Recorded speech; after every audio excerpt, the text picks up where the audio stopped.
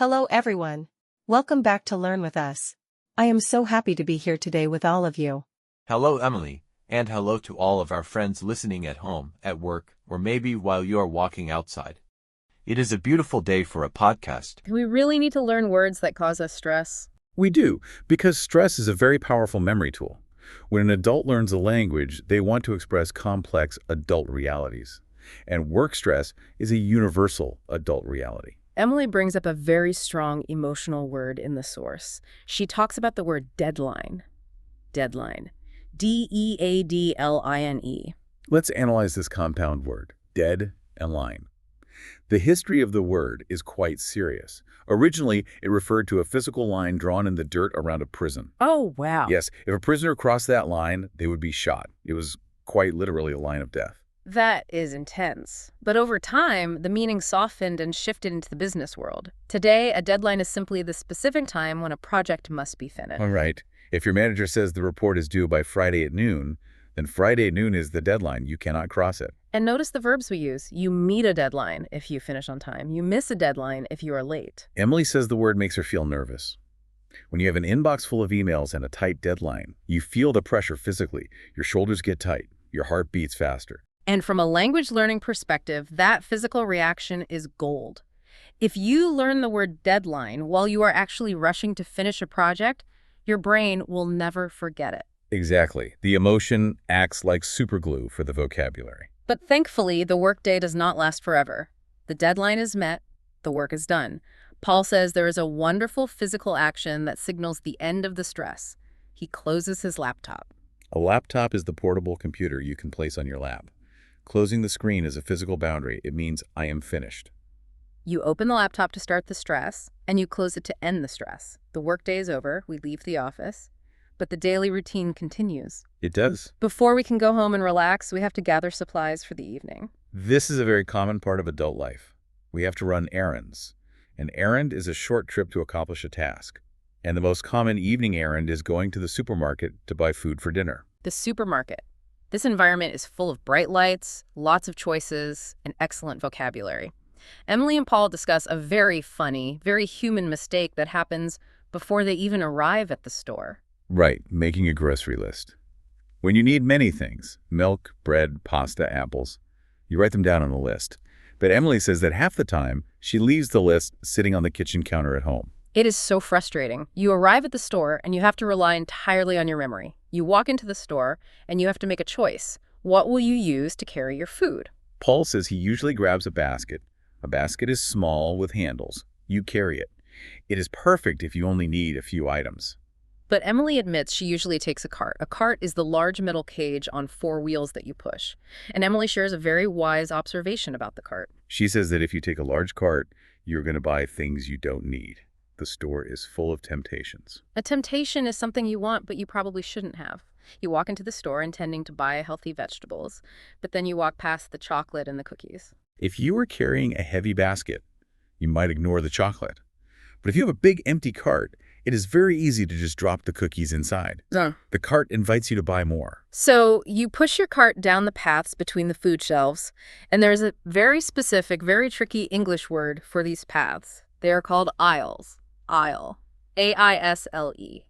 This is perhaps one of the most frustrating words to spell in the entire English language. Oh, absolutely. It starts with an A, has an I, an S, an L, and an E, but we do not pronounce the A or the S. It sounds exactly like the phrase aisle, which is short for I will. Aisle. You walk down the cereal aisle, you walk down the fruit aisle. For our beginner learners, this is a moment where you must separate your reading skills from your listening skills.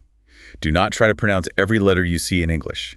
Trust your ears more than your eyes. That is great advice. So once your cart is full of groceries from the aisles, you head to the front of the store to pay. You meet the cashier. The cashier is the person who takes your money. Emily and Paul talk about the 2 main ways to pay. Emily usually uses her credit card. She taps the card on the machine because it is fast. Right. Paul uses his card too, but he likes to carry a little cash paper money and metal coins, just in case. Whether you pay with card or cash, Paul gives a very good piece of advice. He says, always check your receipt. Receipt. R-E-C-E-I-P-T. Here's another tricky spelling. A receipt is the small piece of printed paper that lists what you bought and how much you paid. But look at the spelling. There's a P right in the middle. Recreate. But just like the cupboard and the aisle, English speakers are lazy. We do not pronounce the P. We just say receipt. The P is completely silent. Paul checks his receipt to make sure he wasn't charged too much. It is a good financial habit. Mm-hmm. After you pay, you pack your food into bags. Emily mentions she tries to bring reusable bags. These are bags made of strong cloth. Instead of taking plastic bags that harm the natural environment, she reuses her cloth bags every week. And here, we arrive at a fantastic piece of language trivia, a language quirk. Emily carries her reusable bags to her car. She opens the back of the car and puts the bags inside. What do we call the back of the car? Well, Paul is American, so he says he puts the groceries in the trunk. T-R-U-N-K. The trunk. But Emily points out that in the United Kingdom, they don't use that word at all. Really? No, in British English, the back of the car is called the boot. B-O-O-T. The boot. This is a moment where adult learners often get frustrated.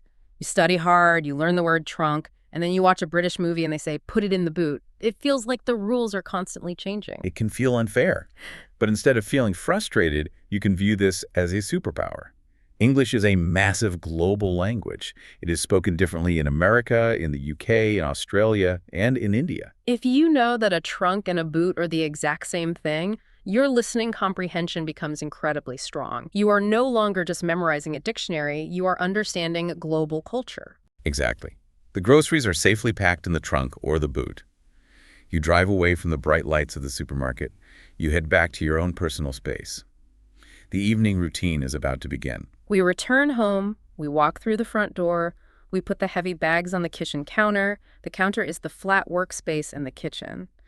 And then we experience what Emily calls the best feeling of the entire day. We take off our shoes. Think about the verbs here.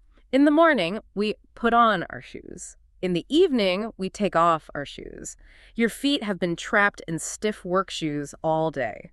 When you take them off, there's a physical release of tension. And what replaces the work shoes? The slippers. Ah, yes. The soft, warm slippers from the morning. The daily routine has completed a full circle. We are back in the comfort of our home clothing. But the work of the home is not quite done yet. We have to eat dinner, and this means we have to cook. The source material highlights two very basic but very important metal tools used for cooking. Paul talks about using a pot and a pan. Let's explore the difference between these two items because they are often paired together. We say pots and pans. A pot, P-O-T, is deep. It has high metal walls. Why? Because a pot is used for liquids. Paul uses a pot to boil water for pasta. You need high walls so the boiling water doesn't spill over. Right. And a pan, P-A-N, is shallow. Mm-hmm. It has very low walls. A pan is used for frying. Paul uses a pan to fry vegetables in oil. You want low walls so you can easily move the food around with a spatula. Pots and pans. It is another one of those fixed pairs like knife and fork. Emily admits she is not a very good cook. She gets distracted easily, so she relies on a very important tool. The timer. The timer counts the minutes backward. Emily sets a timer so she doesn't burn her food. Burning the food means cooking it too long until it turns black and tastes terrible. We have all done that. But Paul is very encouraging to Emily. He uses a classic English proverb to make her feel better. He tells her, practice makes perfect. Practice makes perfect. This is an idiom every language learner should write down and put on their mirror. It means that if you do something repeatedly, whether it is cooking pasta or speaking English, you will eventually become excellent at it. You will make mistakes. You will burn the dinner sometimes. You will mispronounce a word. But the repetition is the learning process. Practice makes perfect. After the food is cooked and the dinner is eaten, there is one final chore in the kitchen, the cleanup. And Emily and Paul have two very different methods for dealing with dirty plates. Emily washes her dishes by hand. Let's look at the verbs and nouns here. She stands at the sink, she turns on the water, she uses dish soap to create bubbles, and she uses a sponge, S-P-O-N-G-E. A sponge is a soft block, usually yellow or green, that absorbs water and is used for scrubbing. Washing dishes by hand is physical work. Scrubbing the plates is the collocation. But Emily has a beautiful perspective on this chore. She doesn't hate it. She says that standing at the sink with her hands in the warm water gives her quiet time to think. It is a slow, rhythmic activity at the end of a busy day. Paul, on the other hand, prefers speed. He uses a dishwasher. A dishwasher. Another simple compound word. A machine that washes dishes. Paul doesn't scrub. He uses different verbs. He loads the dishwasher. He puts the plates inside, closes the door, and presses a button. The machine does the work. Sink and sponge, or load and press. Two different routines, but both result in a clean kitchen. And once the kitchen is clean, the chores are officially over. The reward is waiting in the next room. The living room, the sanctuary of relaxation. It is time to sit down. Emily says she sinks into the sofa. Paul calls it the couch. Sofa and couch. These words mean the exact same thing. A long, soft, comfortable seat for 2 or 3 people. It is simply a matter of personal preference which word you use. When you sit on the couch, what is the first thing you reach for? The remote control. R-E-M-O-T-E. The remote. The small plastic device that changes the channels on the television from across the room. Emily uses the remote to find comedies. A comedy is a show designed to make you laugh. Emily says laughing is the perfect way to release the stress of the day before she sleeps. Paul prefers a different genre or category of television. He watches documentaries. A documentary is a factual show about reality. He loves learning about history or wild animals. He finds facts very relaxing. But television isn't the only way to wind down. Emily says that on quiet nights, she leaves the TV off. Instead, she sits by a small lamp at table light, and she opens a book. Reading a book by lamplight sounds so peaceful, but Emily makes a very funny confession. She says reading is great, but she rarely makes it past page 2. Why? Because her eyes get heavy. Heavy eyes is a great descriptive phrase. It physically feels like a weight is pulling your eyelids down. Your body is telling you it is time to sleep. So she puts the book down on the nightstand. She turns off the lamp, but before she can close her eyes, she remembers one final, incredibly important task. A modern task that did not exist 20 years ago. She looks at her phone screen and she feels a sudden jolt of panic. The battery icon is red. My phone is at 5%. 5% battery. It is a modern emergency.